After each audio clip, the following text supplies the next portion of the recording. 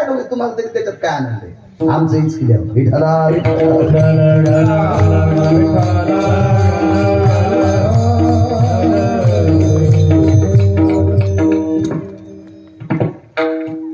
माश मात्र पाणी. सरपंच ते पाणी असते उडदाची डाळी भिजायची, उडदाची डाळी भिजाय पुरतं पाणी असते.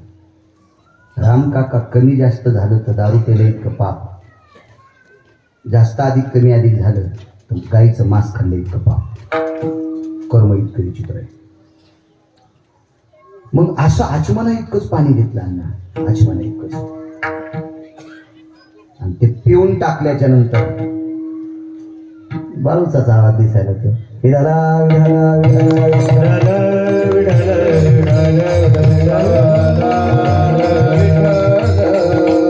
अख्खा समुद्र कोरडा, अख्खा समुद्र कोरडा. चार दोन पुस्तकं शिकलेलं म्हणलं हे गिरगावकर गोळ्या संपल्या काय. एका आचमनात कसा समुद्र कोरडा होईल.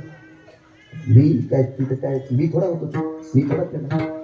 स्वतः लक्ष्मी सरस्वतीला म्हणते एकाच मने माझा पिता जयाने प्रासिला, म्हणून मी बहु भीते गया साधू कुळाला, म्हणून मी बहु भीते गया महाराज कुळाला. लक्ष्मी सरस्वतीला म्हणाली बाबा बाई एका घोटात माझा बाप पिऊन टाकलाय. समुद्र किती आहे? फक्त 7, फक्त 7. समुद्र कोरडा केला आणि मग पान मारला आणि ते नालायक मारलं, ते नालायक मारलं. त्याला शिकणारं लय इतकं गर्विष्ठ होतं, इतकं फुगीर होतं, इतकं अहंकारी होतं. रावण फक्त अहंकारानंच मेला. मी नेहमी सांगत असतो रावणाची एक चौकट इकल्या 35 बारे आमदार होता येत होतं. एक चौकट, एका घराची एक चौकट इकल्या सरपंच 35 बारे आमदार होता येत होतं. अशा 7 कोटी चौकटी होत्या. कोणाची मायविली त्याच्या विरोधात फॉर्म भरायला. पण फुगीरलय असल्यामुळं दुपारी 2:18 पंढरपुरातल्या मालकानं आपली सांगलं. येडपट होतं ना, ऐकत नव्हतं ना, ऐकत नव्हतं. न ऐकणाऱ्या माणसासाठी मालकाने एक पुरावा दिलाय. कुत्र्याला सोन्याच्या पालखीत बसलं तरी ते भुकणं सोडितच नाही.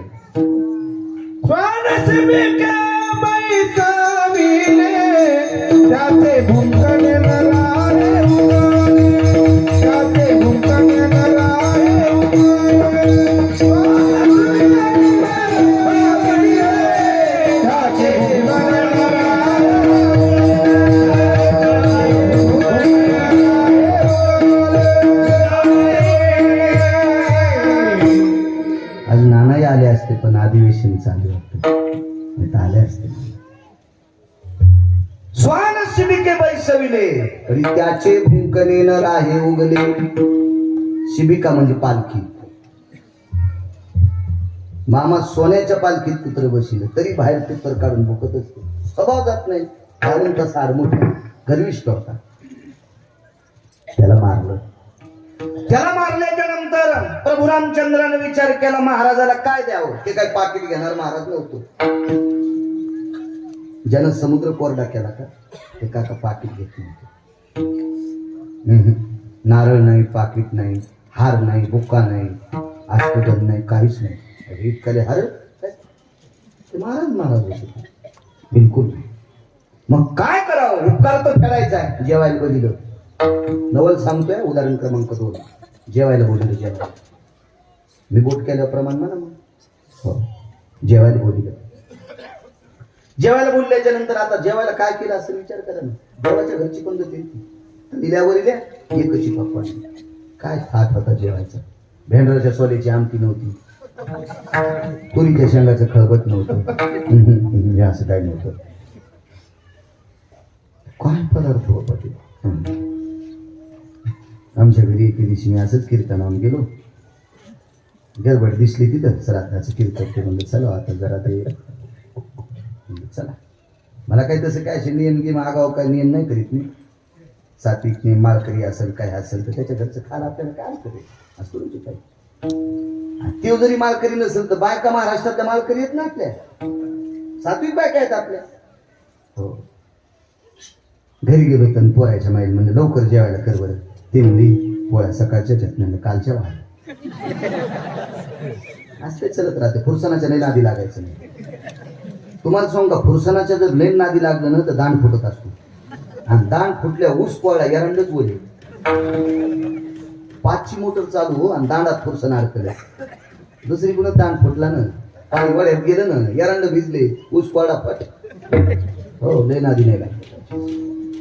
मी म्हणलं कालच्या का वाढीनच नाही बाई, पहाटेच्या आहेत सकाळच्या. आता डब्यात ठेवलेल्या आहेत म्हणजे चांगली गोष्ट. भाजी काय करते? 2च मिनिटात भाजी. बाप, तुला काय सिद्धी प्राप्त आहे काय? 2 मिनिटात भाजी.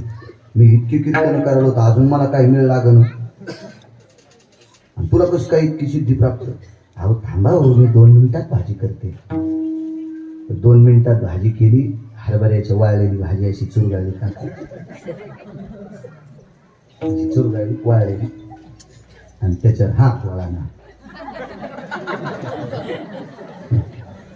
त्याच्यावर तेलाचा चमचा टाकला आणि जरशी भुरकी टाकली ते हाली खा. म्हणलं मी संकरित गाय करेन. एवढं मोठं नारळ मी आणून टाकलं इथं, काय मग अंगाला बांधायची करी नारळ? हा, संकरित गाईला माणसं मका टाकायली तर तुम्हाला काय पाला टाकायली? आमच्यावर घेतल्या लय खसखस पिकली. तुम्हाला लय तुकाराम महाराजाच्या कुळातल्या बायका भेटल्या. तुमचे तर चेहरे पाहिल्यावर कळते तुम्हाला किती वर खुले हल्ली. हे तुम्हाला रागीन येऊनी म्हणून मी पोरायच्या माईवर घेतले, पण इमानदारीनं तुमचं सांगायला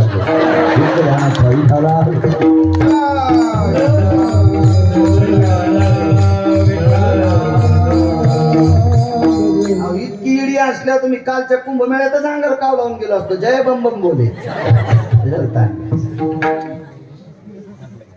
आपला स्वयंपाक सांगा, आपला काय स्वयंपाक असेल.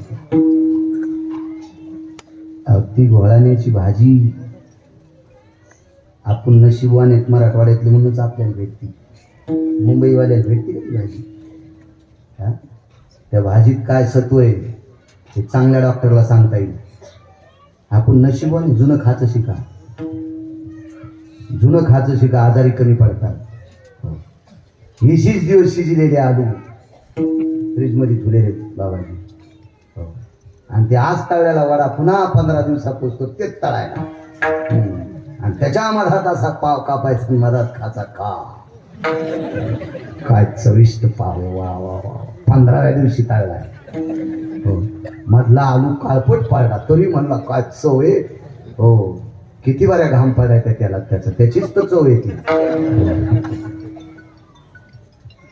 माझं ते मत नाही. प्रवास करत असताना किती जरी टोकाचा महाराज असेल त्यालाही कुठेतरी खावंच लागेल, त्याबद्दल दुमत नाही. पण शक्यतो ज्याच्या जीवनात घरी खाचा जास्त योग आहे त्याच्यासारखा नशिबवान जास्त कोणी नाही. ठीक आहे, आम्ही बाहेर जरी खात असेल तर रांगोळ्या लावून जेव घालते तो राम काका लोक आम्हाला रांगोळ्या लावून जेव घालते. मग आम्ही रांगोळ्या लावून ज्या बाईची चप्पल पाहायला भेटत नाही ती बाई आम्हाला गावरान तूप भातावर वाढते. आणि तिनं वाढेलं खायचं नाही, पाकिट खर्चून धाब्यावर खायचं. नरक पण कमी पडतील आम्हाला, नरक पण. नाही तर आज कोण किंमत करीत होते? एरवी तरी पुरुषे कोण पावे देवासाठी मान. इथं तुम्ही एक एक बसलेली रथी महारथी माणसं 100 गिरगावकर अवताला झुकतात, इतके श्रीमंत आहात तुम्ही. तरी पण परमार्थासाठी आमच्या पुढे वेळ काढून बसतात. याचा अर्थ असा नाही बाळाबाई हुशार आहे, ज्ञानोबर आहे तुकोबर आहे म्हणून तुला किंमत आहे. ज्ञानोबर आहे तुकोबर आहे, तुझ्यातल्या तुळशीची माळ आणि तुझा सात्विकपणा जर बाजूला काढला तर वन्य पशुला माणसं जसे हाकारून देतात तशी माणसं हाकारून देतील.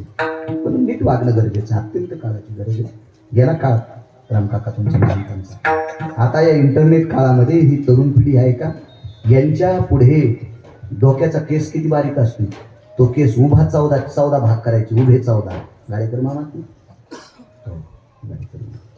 उभे 14 भाग करायचे, तर केसच मुळात काका बारीक असतो आणि त्याचे उभे 14 भाग करायचे बाबाजी. तर 14 भाग किती बारीक असेल तितकी सुद्धा चूक करता येणार नाही. इतके यांचे मोबाईल पारदर्शक येतो, इतके पारदर्शक येतो. इथून पुढे चुका नाही जमणार. अध्यात्म असो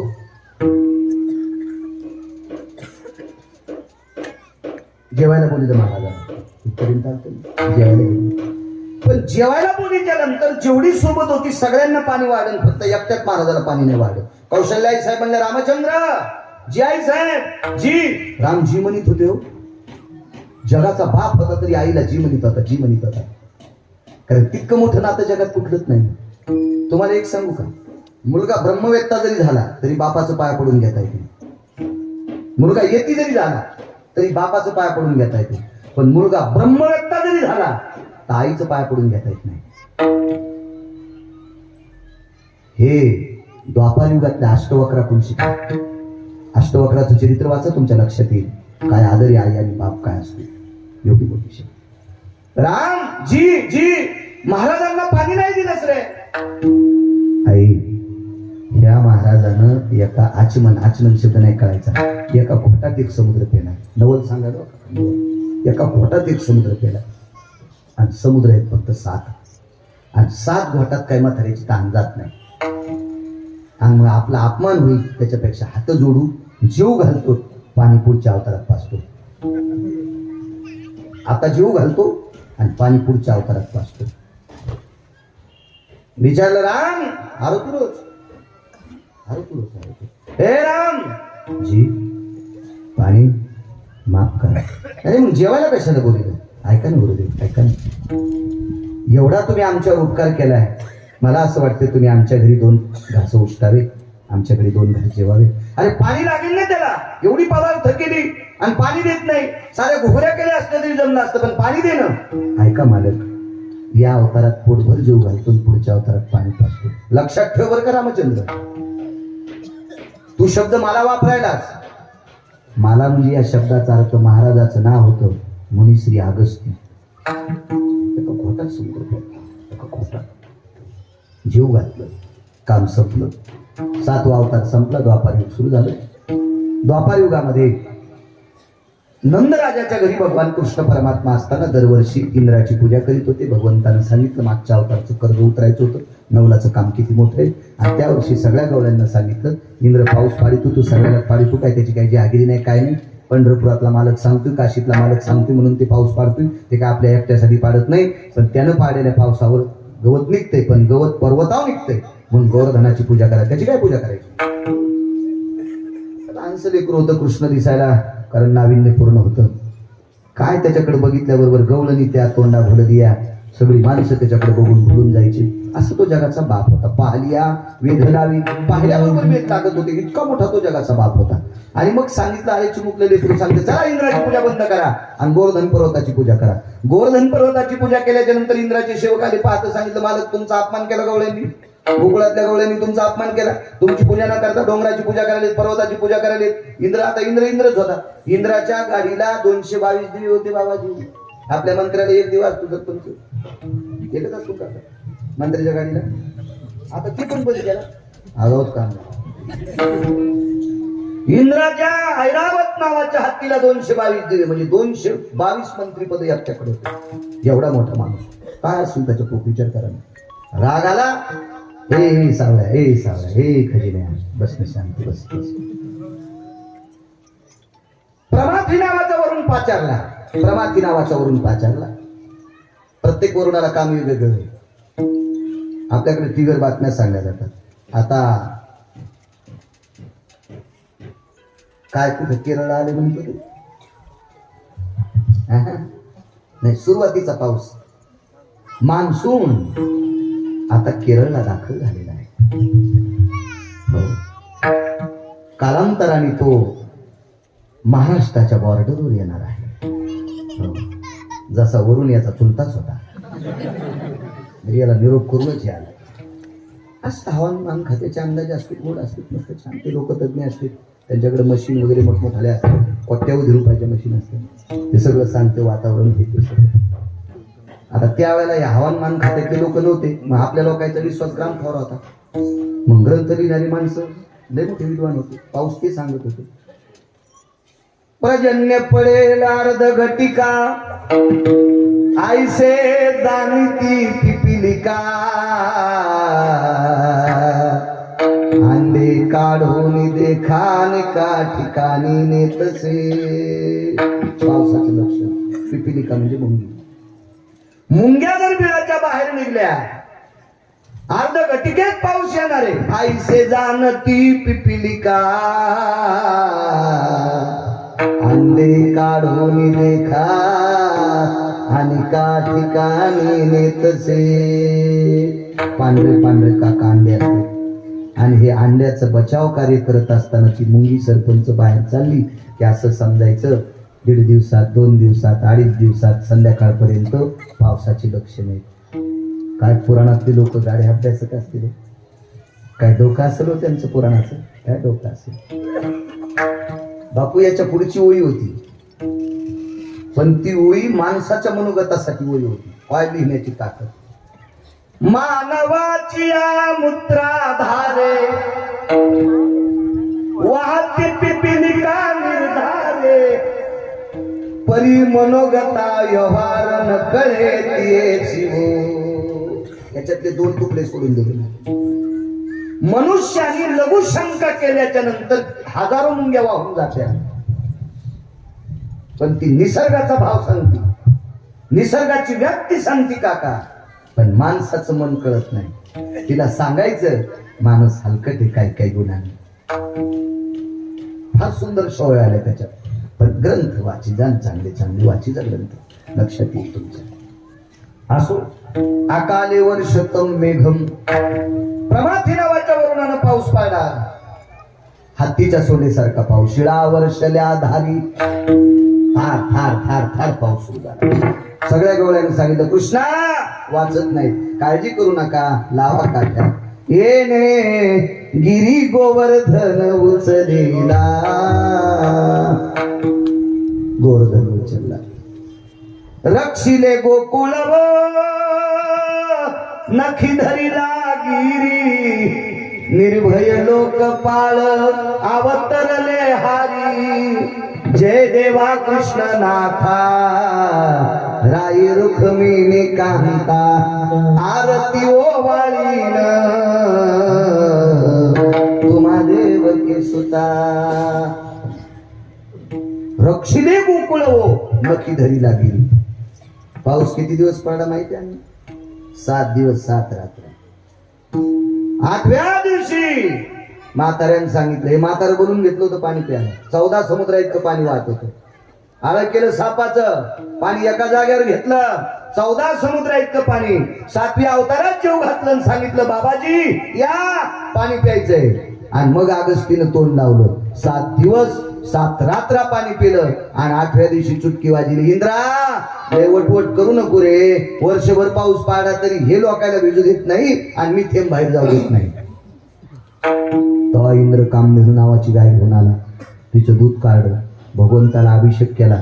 तिथून पुढे देवाला नाव पडलं गोविंद. मग देवाला गोविंद नाव पडलं.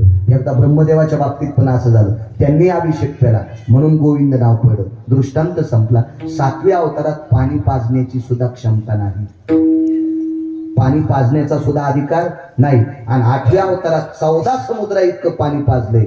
7 दिवस आणि 7 रात्रा याला नवल म्हणतात. नवल की वाढे की वाढे नवल की वाढे की वाढे नवल की वाढे की वाढे नवल की वाढे की वाढे नवल की वाढे की वाढे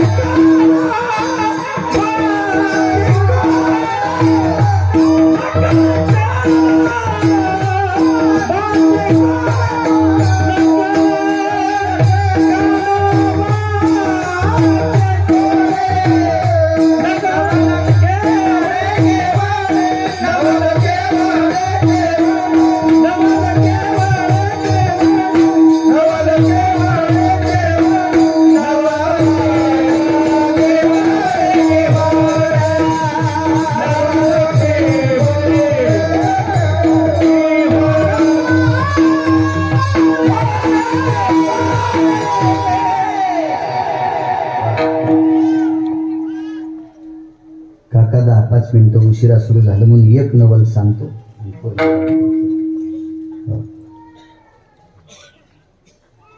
तू लग्न करणार ना मोठं झालं?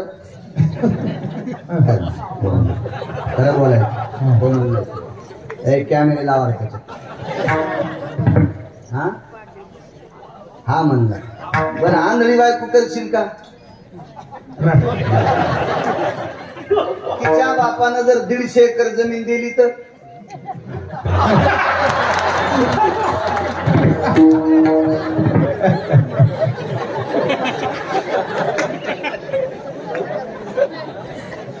दादा महाराज मी शिकलं का त्याला?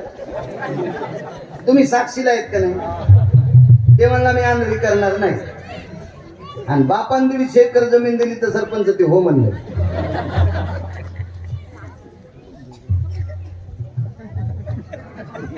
याचं वय काय असेल? कितीला आहे तू? 11-12 वर्ष. मग याला देवाने इतका बुद्ध्यांक टाकला.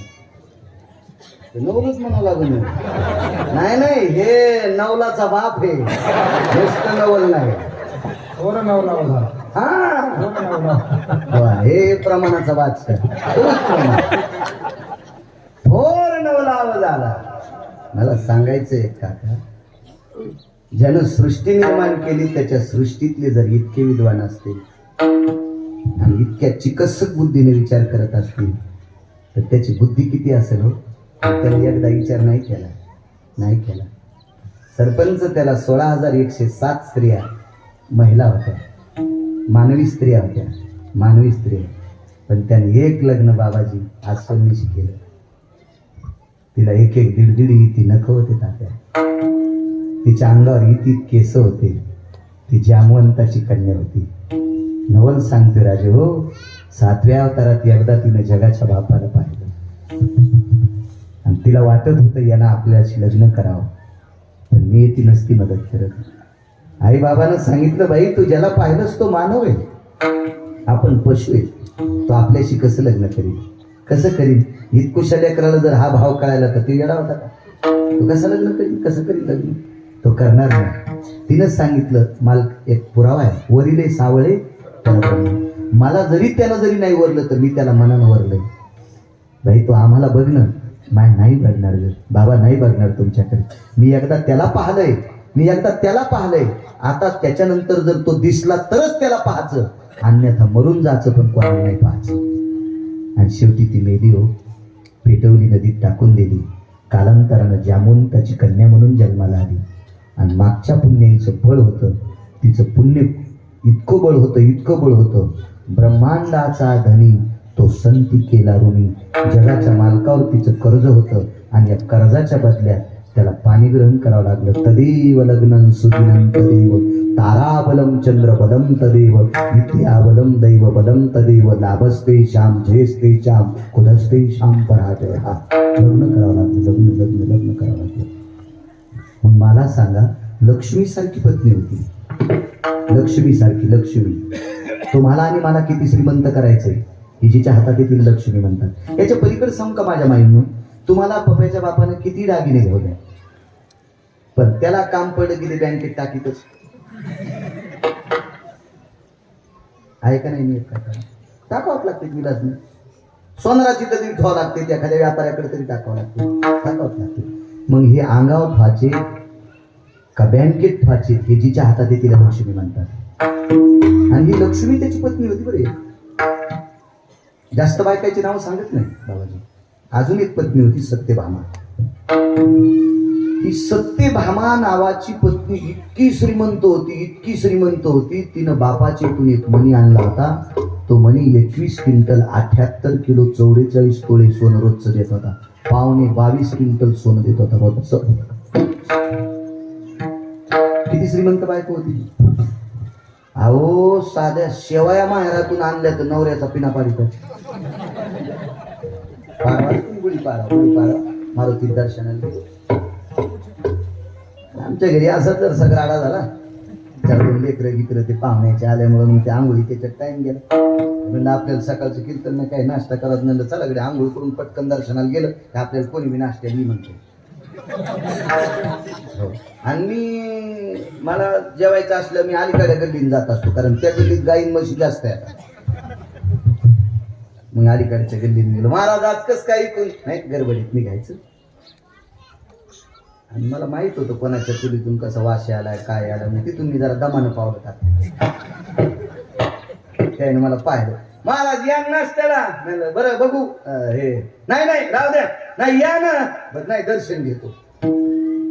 जेवायची होतं आलो तर मग शेवायचा भात होता, भजी होती, तूप होतं, दूध होतं. शेवायच्या भाताला दूध असलं तर खावा, नाही तर चिखल खावा, पण भात नाही. तुमच्याकडून लक्षात येणार, आम्ही रोज 2 गावचं खातो, त्याच्यामुळे ते माहित असतं काय. मग ते जेवलं तर आता फुकट खायचं म्हणलं काका वर्णन करावं लागतं. काय शेवाय तो,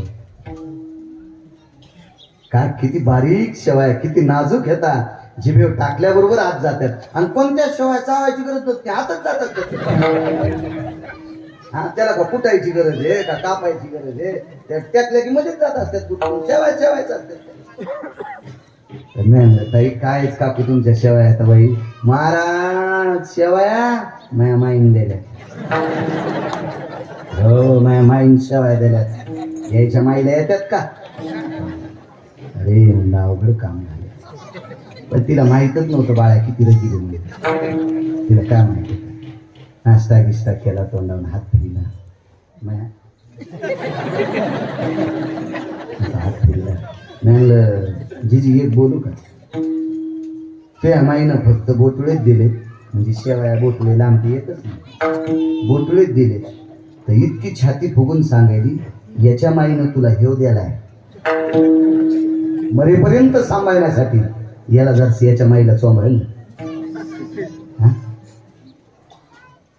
नवऱ्याच्या माईला जरसा जीव लावला पाहिजे, नाही तर झोपीत भितडा अंगावर पडेल एखाद्याची. झोपी घरात सगळं फुकून द्यावं लागेल. हा, नवऱ्याच्या माईला जीव लावला पाहिजे. सासाला खूप झाले ना काका तुमच्या. त्या म्हणले असते, मा या मेल्याने बरेच सुनायच्या डोक्यावर दगड टाकले. बरं झालं मा, या अशाच कामाच्या होत्या. अशा टवटवीत दिसायला सासा जशा 9 भाकरी खाऊन आल्या, इतक्या खुश दिसायला सुनायला बोलल्यामुळे. सुना म्हणलं, मा राम काकानं कशाला आणला असं ग बाबा, मेला मुडदा आमच्या अंगावर दगड टाकायला. जराशा शांत बसा. आपल्या पोरीचं बरं वाटतंय असं ज्या बाईला वाटतंय, तिनं सुनाला जीव लावा. कारण तुमची पोरगी तरी कोणाच्या तरी सासूच्या हाताखाली आहे ना. आता सुनाई खूप झाली. प्रपंचात चांगलं वागणं माझ्या माईनं सगळ्यात मोठं परमार्थ आहे, सगळ्यात मोठं परमार्थ. घरात चांगलं न वागलं की महाभारत घडत असते, कधी बी लक्षात ठेवा. काय अर्थ नाही त्या गोष्टी. चांगलं वागलं. काय सांगू लागलो, शेवाय नव मणी आणला, मणी श्रीमंतक नावाचा मणी आणला. राम काका त्या मण्यामुळं पंढरपुरातल्या मालकाने पत्नीचं इतकं कौतुक केलं, इतकं कौतुक केलं. कौतुक सांगू कशा करता केलं? जीवनभर भजन करणाऱ्या भजनाचं गाव सोन्याचं बांधव. जीवनभर भजन केलं, जीवनभर. भाकरी खाल नव्हती तरी भजन केलं. त्या भजनाचं नाव आहे सुदामदेव. अख्खं गाव सोन्याचं केलं, अख्खं गाव.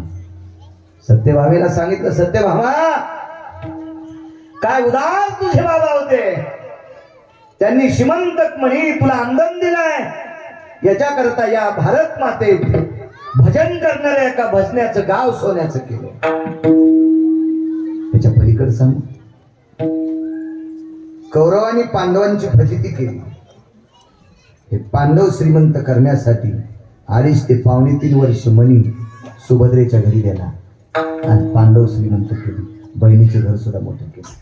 याच्या पुढचं एक वाक्य सांगू. अशी खूप प्रकरणे, पण एकच सांगतो. सगळ्या गोळ्या घेतल्यावर रिॲक्शन येत असते. एकच गोळी देतो.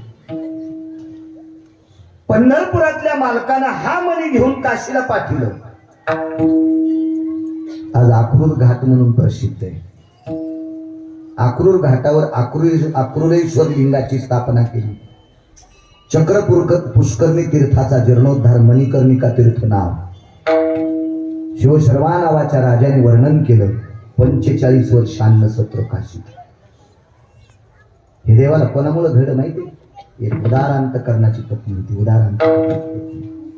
मग एवढं सोनं देणारा मणी आणणारी बायको होती. लक्ष्मी सारखी पत्नी होती. बरं, लक्ष्मी पत्नी म्हणून कधीच राहिली नाही. लक्ष्मीनं सतत जीवनात भगवंताची दासी समजली.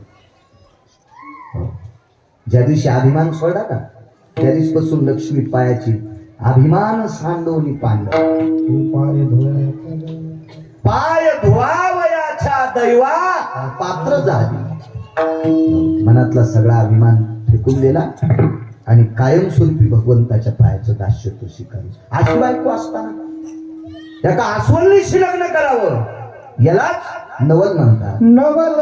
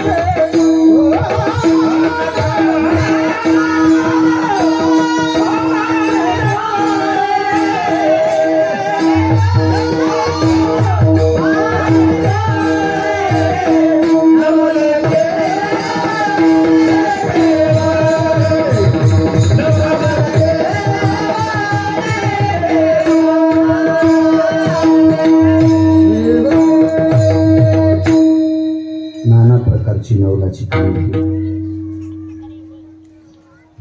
स्वतःच्या लग्नातलं नवल इतकं गोड केलं. नवरी शिशुपाळाला दिली, यानं हरण केली.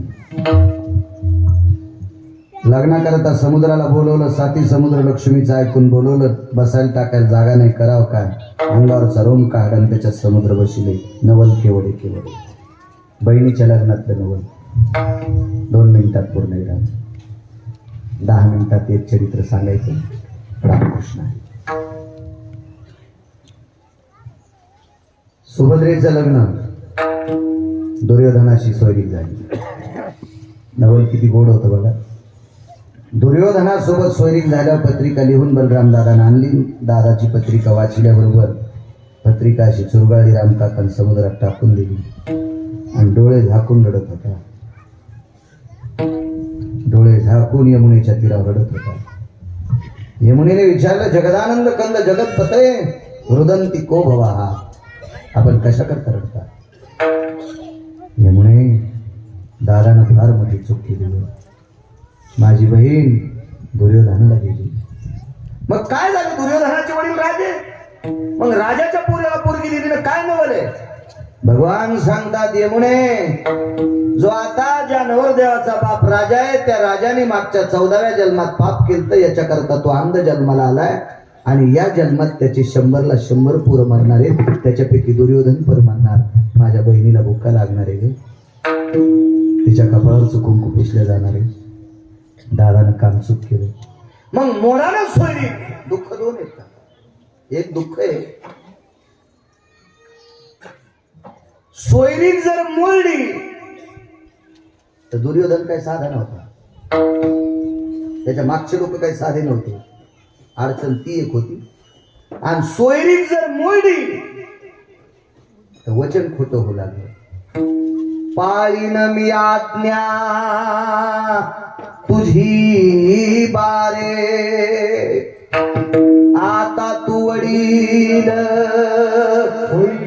सर्वज्ञ, पाळीन मी आज्ञा तुझी बारे. नावासारखा माणूस सगळे ब्रह्मानंद. गोड गोड. तुझ्यावाली साऊंड सिस्टीम सगळ्या महाराजाला भेट जाऊ रे वागा.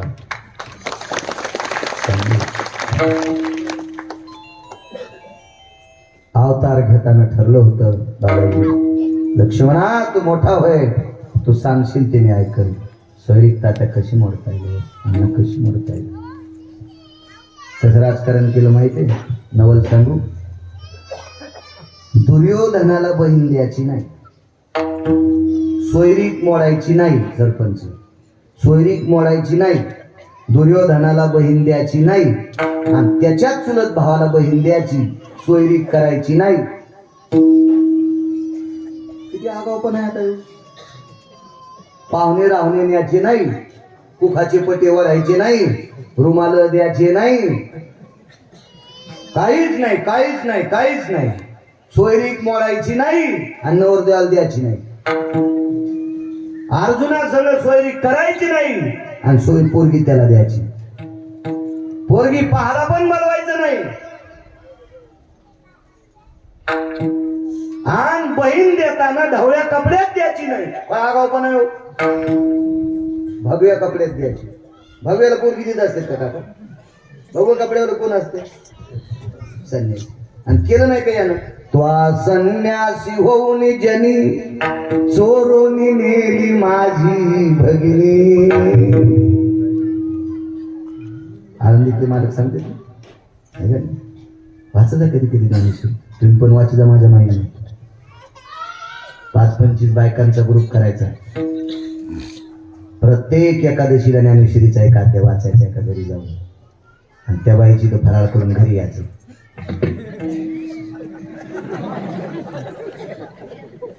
त्या बाईच्या घरी फराळ करून घरी यायचं. पण 25 जणीनं ग्रुप केल्या, मग एकीचा नंबर पुन्हा येणारच नाही. दुसरी एखादच दुसरीची 24 एखादशी असतात. पण एक अध्यायाचं आवर्तन त्या घरी पाडायचं. कारण सांगू, तुमच्या नादानं चिमुकली लेकरं वाचायला बसतील, चिमुकली मुली वाचतील, आणि आपल्या धर्माचा प्रचार होईल, आपला धर्म उंच जाईल. ज्ञानेश्वरी छोट्या छोट्यांना कळेल. काय वाच तुम्हाला जे 1 वर्षभर ज्ञानेश्वरीचा नेम ठेवायचा, 1 वर्ष तुकोबाराच्या गात्याचा नेम ठेवायचा. गाते भरपूर आहेत, पुन्हा पुन्हा पुन्हा बदलत बदलत सगळे संतांचे गाते वाचित राहायचं. अत्यंत गरज आहे. तुम्हाला आनंद वाटेल त्या दिवशी. तुम्ही दिवसभर जरी थकलेले असल्या ना, तर 1 तास 1 ते सव्वा तास ज्ञानेश्वरी वाचिली, गाथा वाचिला, तुम्हाला असं प्रसन्न वाटेल, प्रसन्न वाटेल, प्रसन्न वाटेल. कारण त्याच्यात काहीच चूक नाही. आमच्याकडे एखादी गोष्ट चुकू शकते. तुम्हाला न आवडेला असा एखादा शब्द पडू शकतो, पण त्याच्यात नाही. त्याच्यातला तुम्हाला मानावंच लागेल. ते तुमच्या हिताचं आहे, करत जा. असं अर्जुनाला भगवी लंगोटी नेशिली. महाराज म्हणून गावात बलिलं, जेवण्यासाठी घरी बलिलं, जेवता जेवता वाढताना बहीण दाखवली, मुक्कामाला ठुलं, आणि रात्रीच्या समयाला हरण केलं. नवल बघा सरपंच. आणि दुर्योधनाच्या कानावर वार्ता गेली, महाराजांना नवरी नेली. सगळ्या भारतात संदेश गेला, महाराज घरी जेवायला न्यायचा नाही. गुलाबजामुन खाऊ घालायचे पण मारुतीच्या पाराव. महाराजाला घरी न्यायचंच नाही. नेली सुभद्रा. दुर्योधनाच्या कानावर वार्ता केली, महाराजांनी सुभद्रा नेली, महाराजांनी सुभद्रा नेली. तेव्हा आपलं नशीबच खोटं होतं, आपल्याला भेटलीच नाही. आणि सुभद्रेनं महाराजाला सांगितलं, हे तुम्हाला ओपतंय का? लावलेली दाढी होती सरपंच, ती खोटी दाढी होती. दाढींचा का काढून टाकल्या, लुंगी फेकून दिली आणि पहिले कपडे घातले. बहीण तुम्ही तर अर्जुन आहे आणि तुम्ही मला असं काऊन हरण केलं? त्याला आणि भावालीच्या हे सर त्याचं नाटक आहे. ती म्हणली, बाई असं कसं काय? अरे तुझी सोयरीक केली ती दुर्योधना सगळं आणि तू मरणार आहे असं तुझ्या दादाला कळालं लहान्या, आणि म्हणून मला दिली. मग सरळ सरळ काऊन नाही दिली? ते मला जगू देत होतं का? त्याची सोयरीक मोडी मला दिली होती, खाऊ देत होतं का भाकरी? तुला जगू देत नव्हतं, मला जगू देत नव्हतं. आणि मग इकडे आले दादा म्हणले, कस काय अर्जुना तुमच्या बहिणीचा काय नाटक? पहा किती नवल. विचारा तुमच्या बहिणीला काय झालं सुभद्रे, कशाला महाराज आणता होता घरी? तिला आणि भावान शिकेल सगळं. कशाला महाराज घरी आणता? ते तिकडेच त्याला जीव घाली जा. हो सुभद्रे चुकलं ग. कृष्ण म्हणत होता त्या महाराजांना यानं ताणला होता. महाराज गावात कोणी आणला होता? कृष्णाने. हो मग काय झालं? काय नाही, पुष्करला यायनं त्या मी रडत असताना महाराजाला यायनं मारलं. जीव घ्यायला पाहिजे होता त्या महाराजाचा. महाराज कोणता होता? बरं झालं बाप्पा अर्जुना, कृष्णाचं तर मत होतं तुला सुभद्रा द्यावा, पण मी दुर्योधनाला दिल्यामुळे त्याचा काही विलाप चलत नव्हता. आणि कालांतरानं दुर्योधनाला सांगितलं, त्या महाराजाला अर्जुनानं मारलं ना, अर्जुनाला सुभद्रा भेटली. ते म्हणलं जाऊ द्या बाबा, मला नाही भेटली. मग काय झालं? आमच्या चुलत भावाला भेटली. बाबाजी भेटली का मुद्दाम दिली? नवरीच्या माईला पण माहित नव्हतं सोयरीक झाली. हे सगळं नाटक साधं नवल आहे. यालाच म्हणतात नवल केवळे केवळे नकळे कानवाचे कोडे भोपाळ.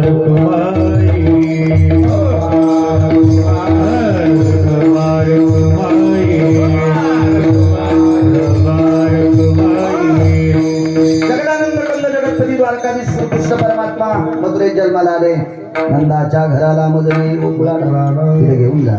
उचलीला कमळापती पायीची बंधने हातापायातल्या बेड्या गळाल्या. पाऊस पडत होता, तो अमृताचा पाऊस. वरती छाया दरी शेष यमुना तुडुंब भरली. पुरं चढला चाट त्या शिलाविला अंगुष्ट तुभंगली यमुना माई.